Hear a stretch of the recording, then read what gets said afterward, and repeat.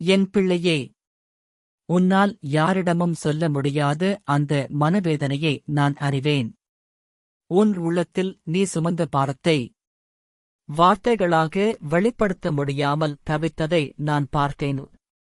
நீ தாங்க முடியாத அளவுக்கு சோர்ந்தபோதும் இன்னும் கொஞ்சம் சகிக்கலாம் என்று நீ நின்றாய்.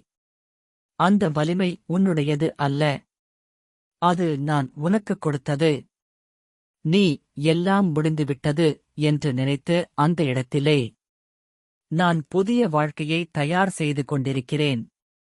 நீ தள்ளப்பட்டாய், மறக்கப்பட்டாய், புறக்கணிக்கப்பட்டாய்.